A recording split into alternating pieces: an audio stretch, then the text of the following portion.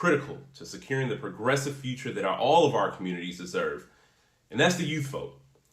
Now, young people have historically not always showed up as much as we should, but we've always been there for the large scale social movements. And now people have unfortunately been writing off the youth vote. They've done it for years, and for a long time, many of them were right. Historically, young people have turned out at lower rates than older generations, and that's a big reason of why the status quo has always been upheld. But we see that changing. Over the last several election cycles, Millennials and Gen Z voters haven't been sitting back. And now we make up the largest share of the electorate in our country at 37%. Now think about the recent 2020 election. It confirmed what many members of the Millennial and Gen Z generations, including myself, have been saying for years. Our generations are voting. We are showing up. We are changing things. We're involved in political and civic life in many different ways. We show up as organizers, we show up as activists, we show up as voters, and increasingly more as elected officials ourselves. I serve currently as the youngest lieutenant governor in the country and the youngest Democrat elected to statewide. Young people have the potential to be leaders at every level and at every age. And you can bet that the increase in youth vote turnout from 2014 midterms to the 2018 midterms helped secure my election, as well as the election of my good friend Tony Evers. Now, this election cycle, young people in Wisconsin put in the work. You put in the work as organizers, as volunteers, as first-time voters. You did it all during a pandemic. And putting in that work put us over the top. And we also ensured that eligible voters in our state had the information that they need to turn out and vote in this momentous election. Now, I had a chance just yesterday to cast my electoral vote. And young people made that possible. So it's time to put the tired stereotype that young people aren't as invested in politics away. After the past two elections, it's clear that that is simply not true. Our generations are showing up and we're speaking out. And any candidate or campaign that wants to win moving forward will have to earn our support. So with that said, I'm here, I'm happy to be here, and I'm ready to pass the mic to Generation Progress's Executive Director, Brent J. Cohen, to get the panel discussion started. I want to thank you all so much for being here. I want to thank you all so much for having me. Let's go out there and make a difference.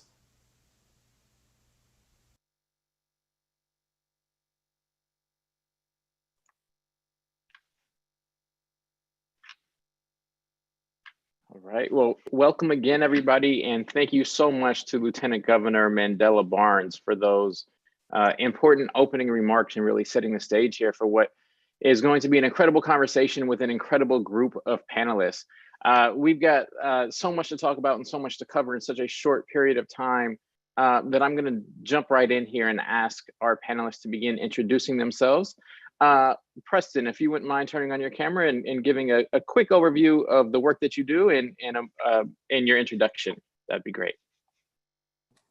Yes, thank you so much. Really excited to be here, Brent. Thank you so much to you and the Generation Progress team. So as you said, my name is Preston Mitchum. I use he, him pronouns, and I'm the Director of Policy with URGE. URGE is Unite for Reproductive and Gender Equity. We're a multi-state reproductive justice organization that's driven for and by young people, namely in the South and the Midwest. So in addition to our federal policy advocacy work, we organize, mobilize, and engage policy and communications and culture shift in Ohio, Kansas, Alabama, Georgia, Texas, and California. At URGE, our policy and organizing priorities are pretty simple. What reproductive justice is. So for us, that means real abortion access, comprehensive sexuality education, democracy reform and voting justice, economic justice, decriminalize and create safe communities, and last but certainly not least, immigrant justice. And over the past year, it's important to note that we've really engaged our efforts in divesting from police and invested in healthcare and community resources and what it means to navigate COVID-19. Great, thank you, Preston. Jennifer, if you would please bring up your camera and give us a brief introduction of you and the work that you're doing. Sure. Good morning, everyone, and thank you again for having me. My name is Jennifer Wachuku. I use she, her pronouns, and I am counsel in the Voting Rights Project, as well as the James Byrd Jr. Center to Stop Hate at the Lawyers Committee for Civil Rights Under Law. The mission of the Lawyers Committee is to secure equal justice for all through the rule of law. And in particular, we focus on addressing inequities that confront African Americans and other racial and ethnic minorities. We focus on a number of different areas, whether it's criminal justice, economic justice, housing and educational opportunities, a whole range and host of issues. My work, particularly on the voting front, focuses on litigation wherever there are specific voting rights issues, as well as also supporting our election protection efforts. Election protection is a national coalition of nationwide as well as statewide and local organizations, all working together to make sure that voters have the ability to make sure that they're able to cast their ballot safely and securely. And the election protection program has a hotline that runs 24 hours a day, 7 days a week. So we operate all through the year to make sure that we're able to answer any questions that voters have about how to cast their ballot, from where do I vote, how do I register, to reporting any incidents of voter intimidation and other issues that may come up in the voting process on election day. Excellent. Thank you, Jennifer. Malik, if you would please pull up your camera and briefly introduce yourself and the work that you're doing.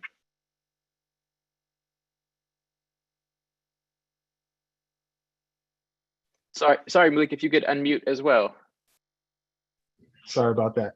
I'm sorry, my name is Malik Hubbard. My pronouns are he, him. I am the senior political advisor for Next Gen America. Next Gen America is the largest youth vote turnout organization in the country, aimed to successfully get young people engaged in the voting and electoral process, but also trying to make sure they have the tools they need to do those things and to kind of seize power for young people in that process, while also really supporting a lot of folks who are young in their endeavors to be leaders in this country. So my work at NextGen is more of a lot of the political engagement, also our partnerships across the country with different organizations, both large and small, national and specific to states and local organizations, and also concentrating on how are we engaging our Black and Latinx communities and getting them more involved in the process as well. So with that, I thank you for having me, and back to you, Brent. Great, thanks, Malik. And Abby, if you could please bring up your camera and introduce yourself and the work that you're doing.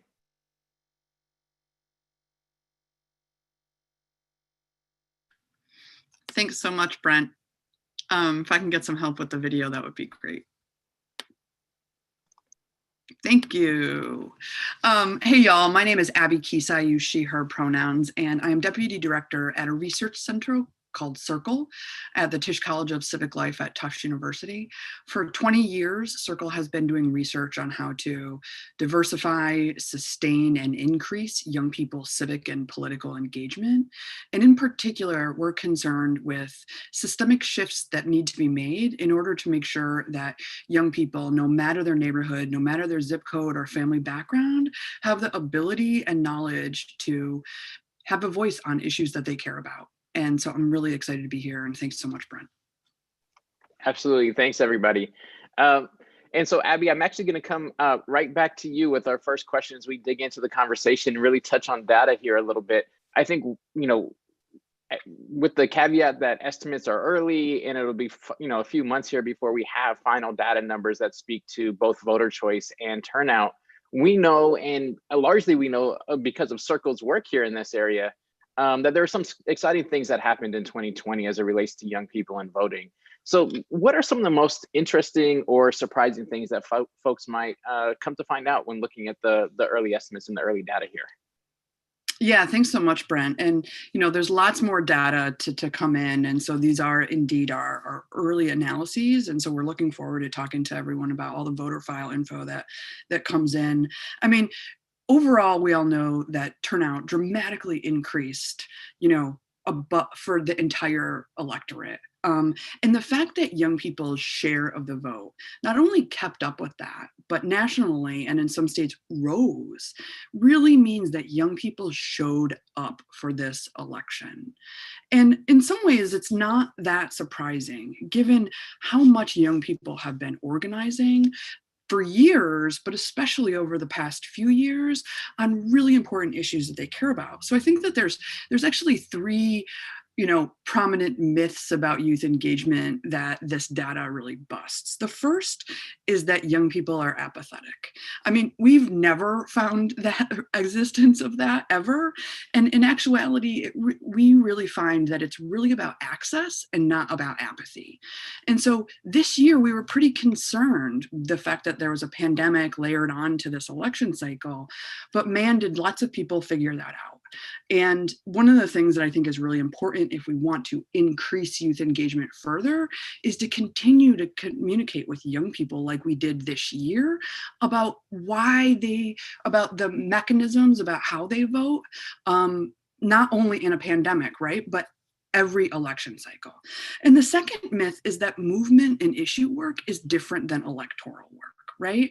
That's not true. We know it's not true. Young organizers have been saying for years to talk to young people about issues.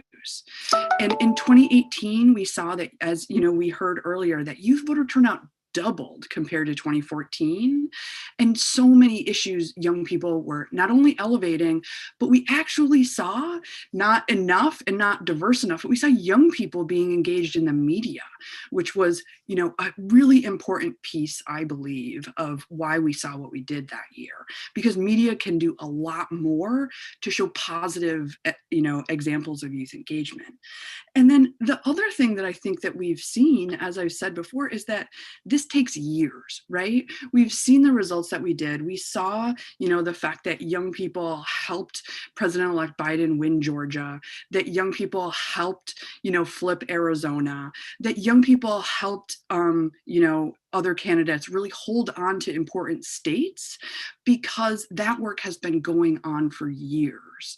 And when we see turnout like this amongst young people and participation like this amongst young people, it's an indicator that youth organizations have been working on the ground and nationally for years ahead of time, not just a moment, right? And so those moments are really important as put into the movement and all of the work that lots of people have been doing. So those are a few of the myths that I think we see continually busted, but especially this year. Thanks, Abby. I'm going to come back to you with one more question here on methodology, but I just want to flag for Preston and Malik. Preston, I saw you nodding when we were talking about organizing and movement work being connected with voting. And so I'm going to come to you after this to talk about how you've seen that play out in your work and how you jumped on it. And Malik as well, a little bit about the media narrative and both in terms of where that can be helpful, as Abby talked about, but also where this sort of narrative around young people don't vote can actually be harmful. But before we jump into those two conversations, Abby, so we talked at the outset a little bit about how this is preliminary data. How are you generating at Circle the early estimates that show, upwards of 50, I think it's 52 to 55% of young people voted? How are you coming out with those estimates? What data sources are you using? And how are you also looking at voter choice as part of this as well?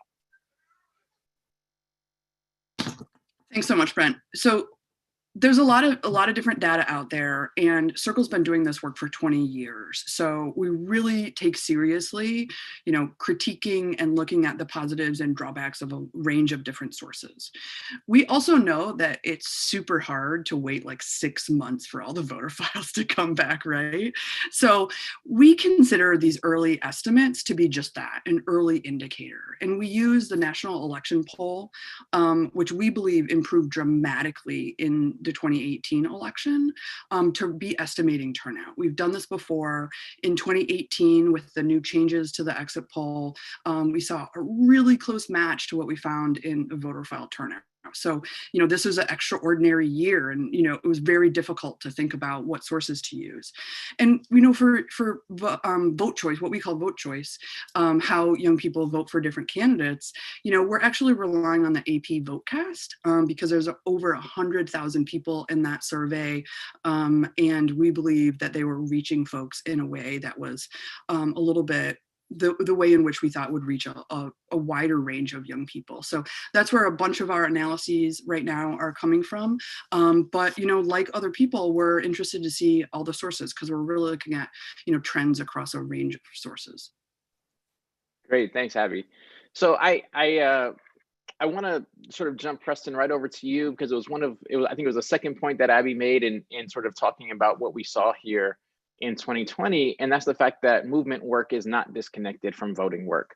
And that's a theme that GP has talked a lot about this year. As we've heard from some of the speakers who talked about, it's not from policy to politics. It's in fact policy and politics, it's protest and politics. So if you could just jump in a little bit about sort of the impact that we saw. Certainly, COVID-19 dominated a lot of headlines, but we also had a racial justice movement that went from every big city to every small town in the United States this year. What impact did that movement and other movements that you all are involved with play as young people got sort of engaged or continue to be engaged, I should say, heading into this election? Yeah, I appreciate this question a lot because you're absolutely right. I think there is oftentimes this misnomer that young people are disengaged or otherwise don't care, when the truth is, it is many of us who have just not been listening to young people. Or better yet, many of us want young people to engage in the way that they think is the best way for this country to move, as opposed to developing these long-term sustainable relationships with young people so they can actually know which ways to invest in those relationships. And frankly, this year we were experiencing a pandemic. At the same time, we were seeing anti-Black police brutality. At the same time, we saw voter suppression tactics. At the same time, we saw people losing healthcare access. At the same time, we saw many governors, pretending that abortion was not a critical healthcare service in many states, right? We saw these compounded efforts happening multiple times and time and again. It was young people who were letting us know that the way we engage electorally is the way that we engage in movement and organizing spaces, is the way that we engage in communications and culture shift, is the way that we actually change the landscape of this country. And so in short, young people were just tired. Young people were tired of people attempting to build transactional relationships with them, obviously, and not focused on these long-term changes. Young people were tired. They were tired of people lying on them and saying that they weren't engaged politically or otherwise, apathetic about their own bodies and their lives and their futures. Young people were tired.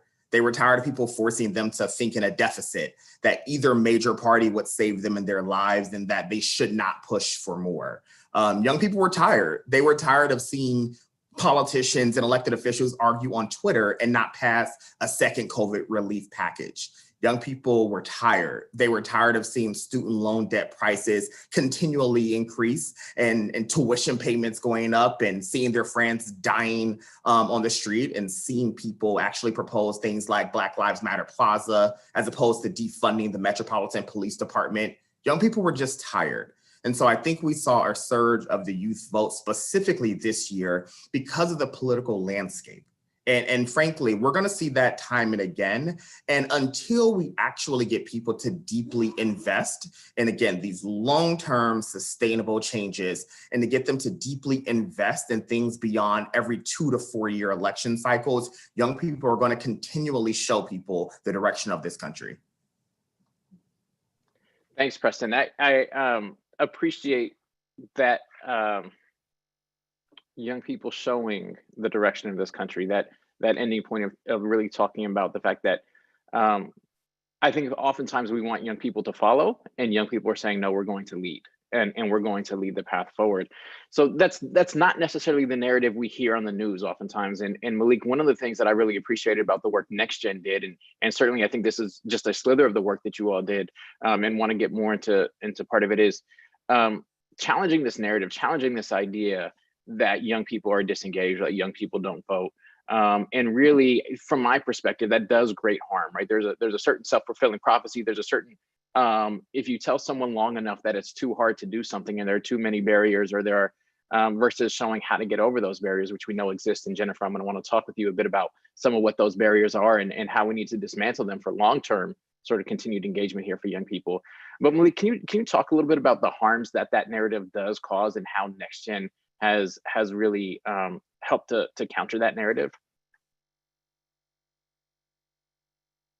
Yeah, I think that's very harmful for anybody in any situation to kind of like write them off. Whether you're talking about voting or you're talking about like people going to college, like it's all harmful for people to have insecurity and self-doubt. And I think that's what was happening. But I think the opposite happened this year, kind of in a way that like people weren't able to see. I think like if you're thinking about, the murder of George Floyd and, the uprising to protect Black lives that happened after that, if you look, like you said, in the media, young people were controlling the narrative.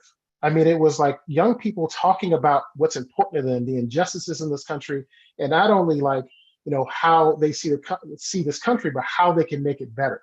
And so I think the other thing also is, a lot of organizations who are traditional organizations in this COVID-19 pandemic were struggling to figure out like, how do they engage people in this climate? And it was very challenging for a lot of people. It's challenging for, for us at Next Gen as well. But I think there's one thing that happened there is that like people had to default to a digital based engagement, which who controls that area? Young people. So I think that with that, you empower them because now they're not just part of the conversation, they're actually controlling the conversation in a way that a lot of people couldn't catch up with, older people. So I think like Abby said, there's trends that were saying that, young people are going to gradually become more engaged in the political process. I think this was kind of a catalyst to that really jumped forward. So when Next Gen, we've done a lot of testing and engagement in the digital space to figure out like what things that young people are driving them to vote, what issues are important to them. And not only were they having this conversation, but they're having it real time in public. So it's not like the media like we knew before, where you're watching a TV commercial and someone's telling you what's important to you. You're actually telling the world, hey, collectively as young people, these things are important to us. And these are the things that we're going to talk about, whether you like it or not. So I think that is kind of the opposite of what happened and why like a lot of young people were so engaged this year. More than a lot of people expected. It's just specifically a lot of older people expected that they'd be engaged. Thanks, Malik. Before Jennifer, we turn to some of the barriers, and then I'm going to want to come back, Abby, to some of the data, and especially in key states. But before we make that pivot, Preston, just jumping off of something Malik said right there, will digital strategies that were used in this campaign cycle become sort of the new foundational model going forward? Should it become a new foundational model going forward, both overall, but particularly as it relates to engaging and mobilizing young people in this aspect? And because this is only one aspect of civic engagement, but is this a model that should be used going forward? I think so. And we know the pandemic, of course, played a huge role in shifting how campaigns were run broadly at the local, state, and national level. And personally, I deeply believe that when many of the candidates lost or came close to losing, it was because they didn't invest in digital organizing. And when you don't invest in digital organizing, then you're not investing in young people and younger people. So at URGE, for example, we have what's called our IVE programs, or our integrated voter engagement campaigns, where we do 3 campaigns throughout the year, traditionally in the spring, summer, and the fall. And it's connected to get out the vote efforts. And then to be clear, we aren't just touching base with folks. Every election cycle, every 2 to 4 years, we're doing these campaigns multiple times a year. So what we found is that our young people, hundreds in our 6 states, they trust us. And then, because they trust us, they get their friends to trust us and to invest in some of these policy issues and really what's happening, electorally. So this year was obviously different for us. And, to Malik's point, it was definitely, people had to engage differently, had to figure out how to connect differently. So for URGE and other civic-minded minded organizations, instead of doing the traditional efforts that would happen with canvassing, door knocking, among others, you had to engage in digital efforts. Even for us, it was a struggle in the beginning. How do you figure out how to shift and create a sole digital campaign in a couple of months? It was pretty rapid response for many organizations, I would assume. But for us, because we pivoted in enough time, we achieved many contacts and wins along the way, which we believed help increase youth voter turnout in the places where we do have IVE, such as Ohio, Georgia, Texas, and Alabama. We have to begin and continue engaging in digital strategies. And I think that is we're gonna see that happen again in 2022, and certainly in 2024. We must continue to invest in our digital strategies and organizing. Thanks, Preston. So we've heard a little bit here about the way campaigning and organizing shifted because of the pandemic, ways in which we've invested, sort of the collective we invested in young people. And Preston, appreciate some of the comments that you had there about building long-term relationships and not just showing up every few months right before an election cycle. But we've also heard about the fact where we know intuitively there are hurdles and barriers that young people need to get through in order to get to the voting box. Generation Progress put out a report a few months back that looked at young people's voting rates going back to 1972 when the voting age was lowered. And young people have historically voted at lower rates. And it's because of the structural barriers that are inherent to the system. And so, or at least largely because of those structural barriers. And so, Jennifer, what are some of the obstacles that young people needed to get over in order to have their voices heard at the ballot box? This is a really important question because, frankly, there are a lot of barriers, even under a more traditional election cycle, for young people to be able to vote. And what we've seen through this election cycle with COVID-19 is that it's really exacerbated and exposed all of the voter suppression tactics that we are commonly used to seeing. So many of the things that young people encountered in this election cycle, in many ways were no different than what young people would encounter in other election cycles. And so some of those things include difficulties with voter registration, and particularly in the context of COVID-19, how do you go through the process of voter registration if your local DMV office is closed and you need access to a driver's license or non-driver's ID in order for you to be able to go through the process of registering to vote? And also, how do you do that if traditionally that's done through paper format, as opposed to having some states where it's possible for you to also be able to do that electronically, which is something that's really important, in the context of a pandemic, but also going forward and thinking about the ways that you can reach young people and encourage them to be able to register so that they know to participate. So thinking about voter registration, photo ID is always an issue that comes up, particularly for folks who want to vote in person, which was a concern in this particular election cycle, and how to be able to do that safely. But in any other election cycle, photo ID is required in many states in order for you to be able to show up to the polls and vote. And how do you get that ID and making sure that you're not turned away so that you can actually vote? Another issue that's very common is what's often termed as felon disenfranchisement, and thinking about what is required of someone who has been convicted of a felony and has completed their term of sentence, and actually what does it even mean for you to complete your sentence? Does it involve probation or parole? If it's Florida and many other states, does that involve paying restitution or other fines and fees? And what does that mean in terms of your right to vote being restored? And we know that that's an issue that particularly affects Black and Latinx folks in particular. So that's something else to keep in mind. And then other things that are also related to election administration in terms of polling places and their actual location. What happens if your polling place is consolidated? And, in previous election cycles, there may have been multiple polling places. Now in this election cycle, you may have a smaller number of polling places. And what happens if that announcement is made close in time to the election, or perhaps even not at all, and you go to the wrong polling place, and you may cast a provisional ballot that's not ultimately not counted? Or maybe you are a young person, in the gig economy where you're working multiple jobs, and you may not have 2 or 3 hours to wait in line to be able to cast your ballot. So there's a lot of things that are related to election administration processes and procedures that can also impact people's ability to vote. And then also keeping in mind with all of the, racial justice movements that are taking place, Black Lives Matter and other work that's being done, voter intimidation, because that's always a concern in any election cycle.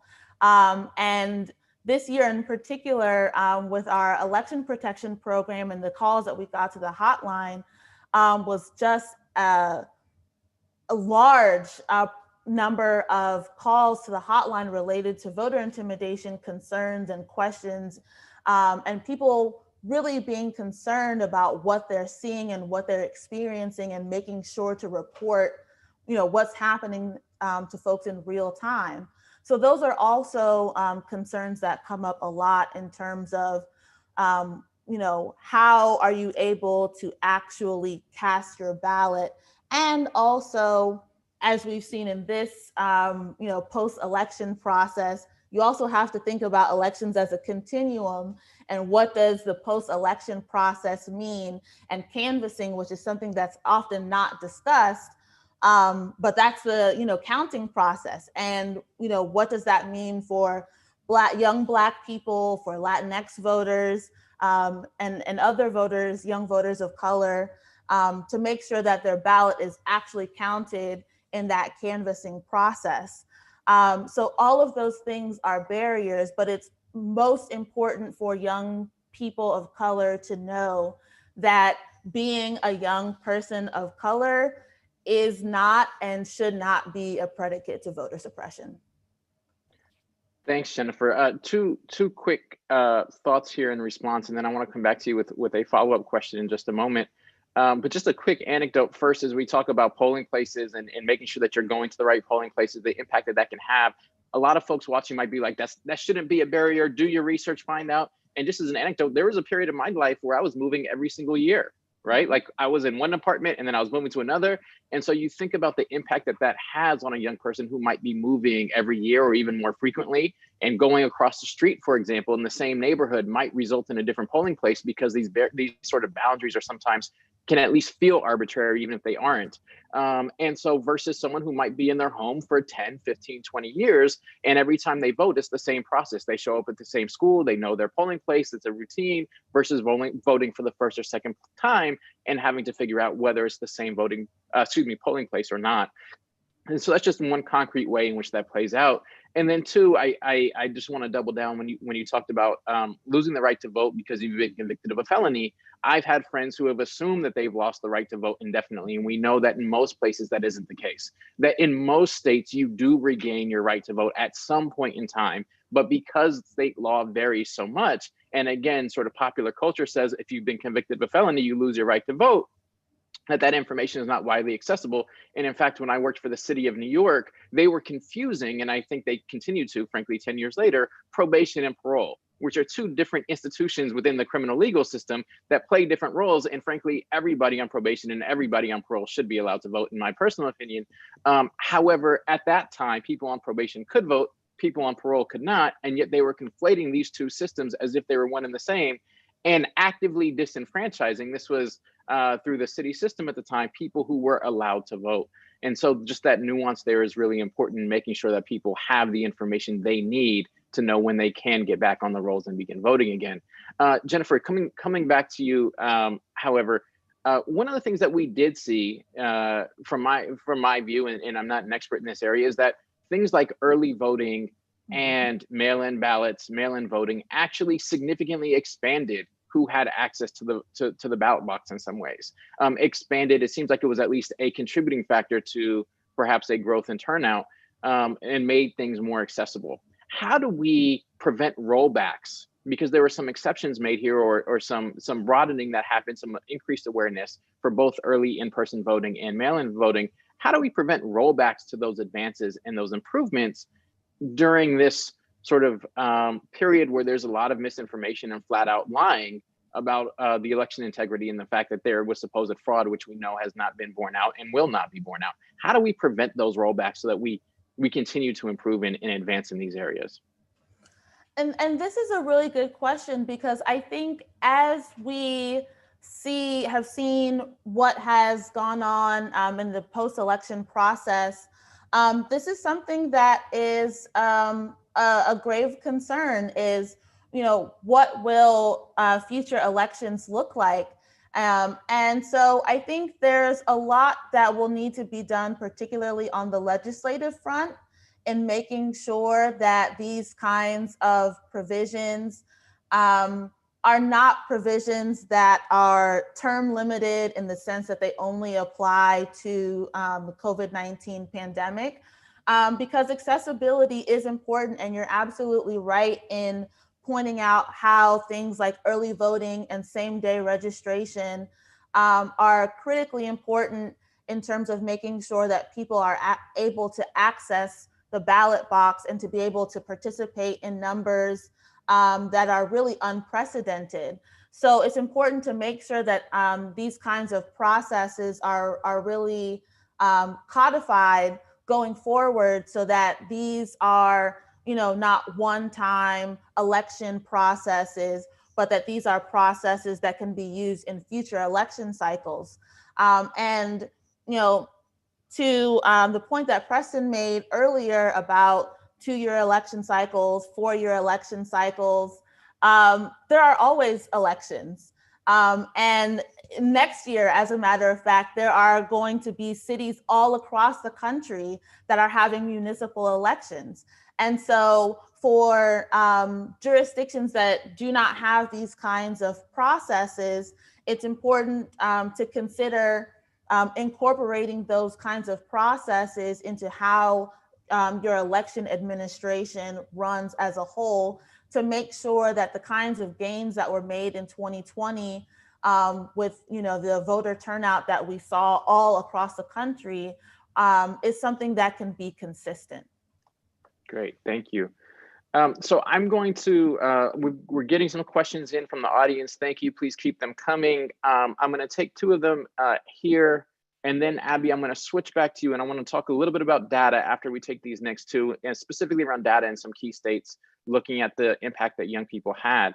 Before we turn back to the data, Malik, what were some of the question we're getting from the audience are, what ways can young people become more informed about our political arena? And I want to add to that, what are some of the issues that motivated young people to turn out in this election? Well, I think the second question first. I think a lot of the issues that motivated young people to vote are some of the issues that we've been talking about in the progressive space for a very long time. We're talking about the climate, climate change, or we're talking about housing. We're talking about, because of COVID-19, healthcare, like Preston mentioned earlier, was a very big thing. So I think a lot of the issues that drive the country drove young people as well. I think that just young people just kind of skew more on the progressive side of things, more than some of the other generational people. As far as your first question, as far as like young people being engaged and figuring out like how they can vote and things like that. Or I'm sorry if I'm messing up your question, but I think the one thing is that young people, like anyone else, have to figure out who they can trust. There's so much information out there, and we've seen in my lifetime, but probably the biggest misinformation campaign we've ever seen. I mean, coming from our government, for one. So I think it's really it's finding it's finding a way to be genuine and authentic, and folks understanding that you do have you do have the right information, they can trust you for that. And then it's about repetition. We have to realize that, I think you said, Brent, like, everyone's not on the same page when it comes to voting, or political and civic engagement. So like, where are you? And talk to those people like they're human beings. Like, everyone doesn't. I mean, there's some people more politically engaged than others. So do we have to go to step one? Yeah, we have to go to step one. I think that's one thing that next year we did really well, is like this engagement with young people. It's like, hey, these are the things you need. This is what you have to do, and kind of walking through those steps, and then cultivating that relationship with them so they come back to you in that trust. So I think, to answer your question, I think it's really, we have to cut through all of the media disinformation that's coming from certain individuals or organizations, in order to build that trust. And it is a repetition over time. Thanks, Malik. And that last point that you made there, I just want to reiterate, because I think it speaks to the narrative that we talked about earlier. A lot of this gets channeled through the media. Certainly the media builds on it, but it's not just coming from the media. I think there's tons of pundits, other entities, for whatever reason, who are providing this narrative or sending it out there, whether it's disinformation or the narrative we talked about before, which to me is almost a form of voter suppression in itself, talking about, well, young people don't matter because they're not going to vote, and how that impacts both young people's self-impressions and also the way campaigns, decide to allocate resources, frankly, or look at where they're going to invest their time. So Preston, one of the most pressing things on people's minds right now is the January 5th Senate runoff in Georgia. Georgia is one of the states where you've been working, where URGE has done work using the IVE method and strategy. And so one of the questions we have is from the audience is, for those doing outreach in Georgia during these runoff elections, are there any lessons learned or tips from the general election, which, by the way, was the first time a Democratic presidential nominee won in Georgia since 1992. But are there any lessons learned or tips that you would share specifically as it relates to the newest registered voters, those who may not have been 18 in November, but will be by January 5th? For sure. So Georgia will be interesting. And at URGE, we know many of our young people in the state are excited about possibilities of what's happening, and not just like in the central part of Georgia or the more populated part of Georgia, being Atlanta, but in the rural areas like Macon, among other places that people, quite frankly, don't invest long-term in. Of course, other than like a lot of Black Georgians, Black organizers who have traditionally been working in the entire state. With that said, I think we as attorneys, organizers, and advocates must connect the potential in Georgia to the bigger picture around the next 4 years. So certainly the next two of what can happen, and think about what it can happen in the way we've been talking to young people, is what can happen if you actually do have a more progressive control, not only in the White House, not only in the House, but in the Senate.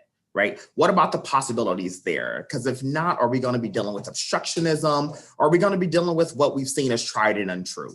And so that's something that's resonated a lot with young people. Of course, there's going to be different methods for how to engage. We know in different parts, because of different governors, COVID is run rampant in certain places more than others. So we are going to have a critical conversation of what actual canvassing and door knocking efforts can look like. But we have to continually increase, of course, the digital organizing efforts. And I hate sounding like a broken record, but probably not, because I'm going to say something again. And that is, truthfully, and I want to be clear, that none of this will matter until we as a society have an honest conversation, again, of these relationships that we're building with young people, including those under the age of 18, right? Because people don't become suddenly civically minded when they turn 18 years old, right? Like, civic engagement starts really, really young, right? Political education, teaching, civic engagement, the amalgamation of all of them. And none of this will lead to any kind of sustainable change until we get beyond the sound bites, until we get beyond the quid pro quo relationships. So while I don't necessarily know if I can directly answer the question of what will happen, right? I don't have my magic crystal ball. I wish I did. I wish I had an 8 ball to tell me that about the particular messages. I do know that we need young people to be seen, heard, and engaged year round. And again, not when electeds believe it matters to their own political legacy. Great, thanks, Preston. So I'm conscious of time here, and we've got a few more minutes in our conversation. So Abby, I want to come back to you. I think we started off the conversation talking about data. We then went through a ton of, I think, some of the campaign and organizing that happened or needs to happen going forward, including work we need to do on structural barriers. In 2020, and now that we're talking about Georgia here a little bit, Preston mentioned young voters of color in particular. We know that young voters of color had a significant impact based on the early vote choice data and turnout data that we've seen in places like Georgia, but also in places like Michigan, Wisconsin, Pennsylvania. Can you talk a little bit about how young voters really had a significant impact in a number of these key states? Yeah, thanks so much, Brent. So often people use turnout as a metric for talking about whether or not young people impact an election. But, if we look at this whole year, there's a range of different ways in which young people have affected this election, including, taking to the streets and rising up racial justice as a point for candidates to be talking about during debates, But when we look at the data and how young people voted, we see huge differences by race and ethnicity. And this isn't the first time that we've seen this at all. When we look at a place like Michigan, we see that young people of color supported Biden at a level around 77%, which is almost 20 points higher than white youth. And something similar in Pennsylvania, 85% of young people of color supported Biden, which was 30 points higher than white youth in the state. And so, in close races like that, when a candidate is netting, 150, 200,000 votes from an age group like youth, that's, critically important to winning a state. And that's what happened with President-elect Biden and young people of color specifically, young people generally, but specifically young people of color, because they were the ones supporting President-elect Biden. And so, this is the case in Georgia, this is the case in Arizona. And so, it's not all that surprising because we've seen young people of color really behind so many movements, as we've been talking about, as well as young women of color, especially, at the helm of movements, behind the scenes organizing, registering other young people to vote. And that's what we've seen in our data this year. That's what we saw in 2018. And so when we think about the future of elections, this is something that I think, obviously both parties have to be thinking about, but especially the Democratic Party, since young people of color have been so critical to races, because by 2025, in some states, there's already, half of the youth population are young people of color, but by 2025, that's going to be the case nationally amongst 14 to 24-year-olds. So this is a really important issue to think about in terms of how parties are including in a real non-transactional way that Preston's been continuing to talk about. Thanks, Abby. Malik, sort of a question here diving off of something that Abby just talked about, is campaign underinvestment in youth voters and young voters, and specifically, I think a lot of times in young voters of color has been an issue across the board. And I think there's a variety of reasons why voter files don't exist, especially for younger voters, or people are sort of tagged as infrequent voters if they show up only for presidentials, but not midterms, et cetera. Do you think that this could actually be a turning point right now, especially lifting up some of the data? And this data will firm up in the months that come, but some of the data that Abby just talked about, where netting 200,000 votes, for example, for a presidential candidate in a particular state that is a key state at that covers the voter gap between the winner and loser for those electoral votes. Do you think this could actually be a turning point so that going forward, young people are seen as a priority constituency and receive the type of investment that could really create those longstanding relationships and help to drive even greater impact going forward? Yeah, I think it could be a turning point if people are smart. I mean, like if you're looking at the numbers right now, it all makes sense. And I think that with other communities, whether it be the Black community or the Latinx community, where in the past we've had to talk about, hey, you got to invest in our communities because one, we're aligned with you already, but you have to ask us, and I think that's the thing that people don't understand, is that they make these assumptions, one, about the amount of people or amount of young people that are actually going to come out, but two, they're going to be with you. So I think the investment is, this is a largely a persuasion audience. I mean, as you look at, like the data that a lot of people are talking about, like young people are not going in the direction of traditional political parties the way they used to. And so like, how do you talk to those people if you don't invest in it? So I think, that's something that, I think folks are going to have a real long, hard conversation in the next, I would say, starting now, because we're thinking about Georgia, like Preston said, but also, how are we building upon that in the future? Because the investment can't come while you're in the election cycle. It has to come before that. And so, like I said before, it's more of like, how are you walking people through and evaluating what people know, what they don't know, building that trust, and also having the ability to engage them properly, because the longer you wait, the more expensive the investment. So it's best to start right now. And so we can really build on this when we're coming, like Jennifer said, there's elections next year.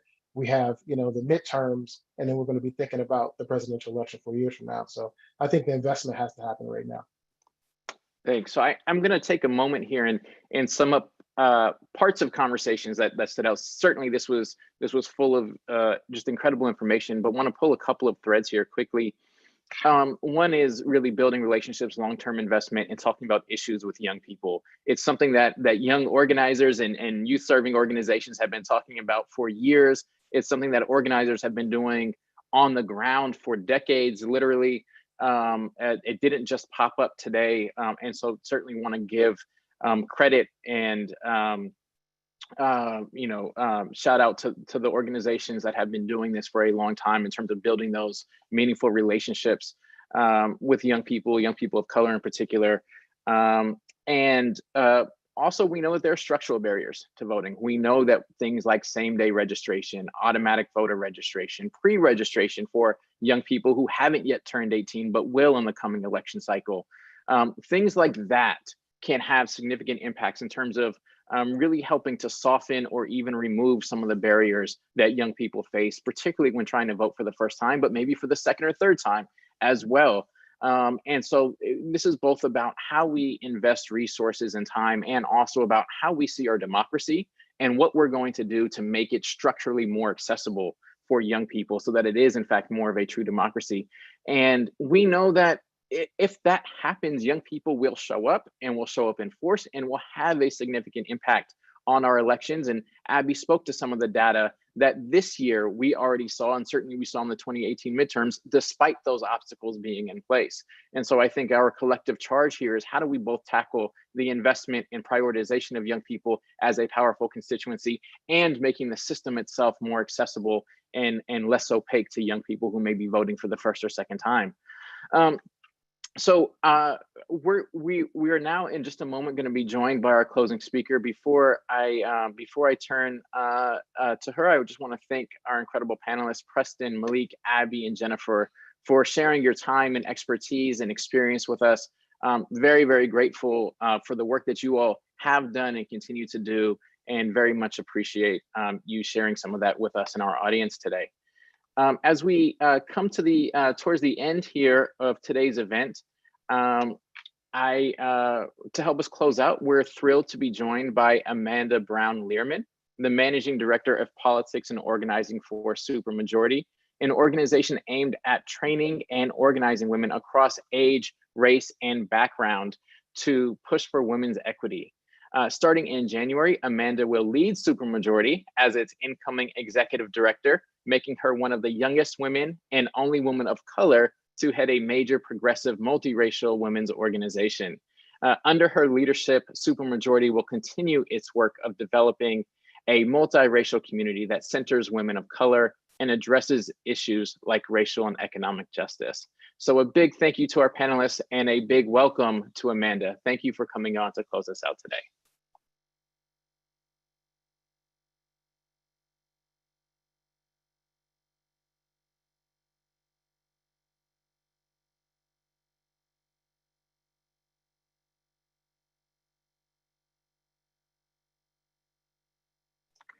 Please jump in and take us away, Amanda.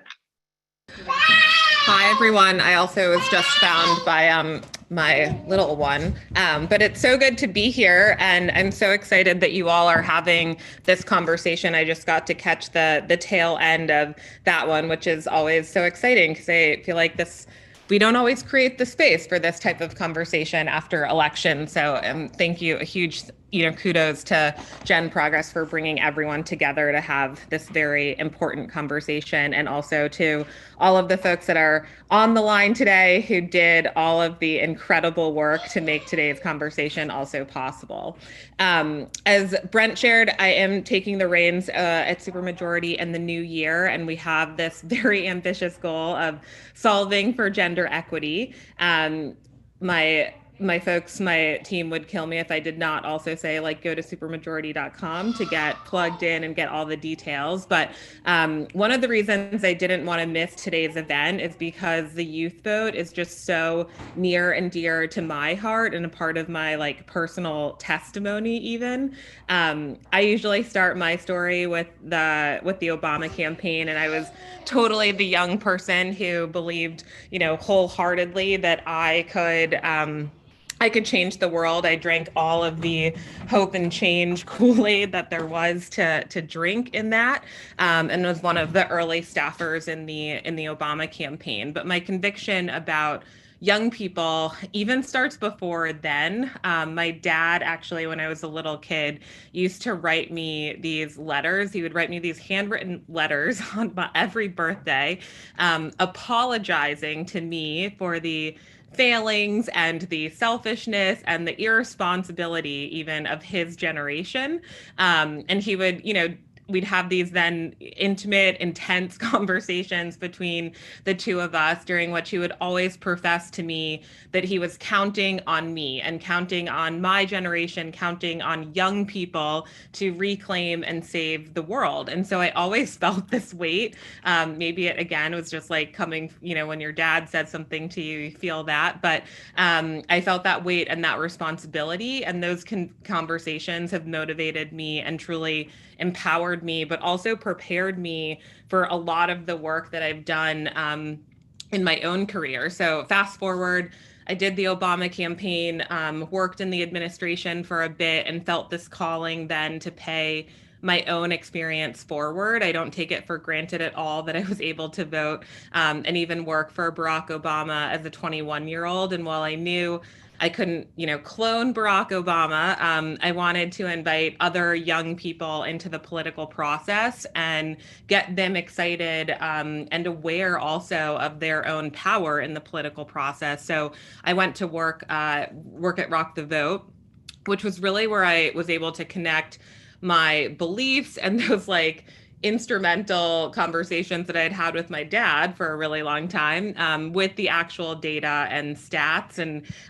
Abby, I feel like I've been reading everything that you've put out for the last decade even, but I've analyzed and studied and followed the youth vote every election cycle. And the 2020 election just really reaffirms what all of us, I think, also know, in this conversation and what we've been saying for years. But our generation, we are a voting generation. And contrary to popular belief or what you will see on blogs or on, Instagram, or even sometimes out of politicians' mouths themselves, we care, we are informed, and we also are ready to do the work and take action.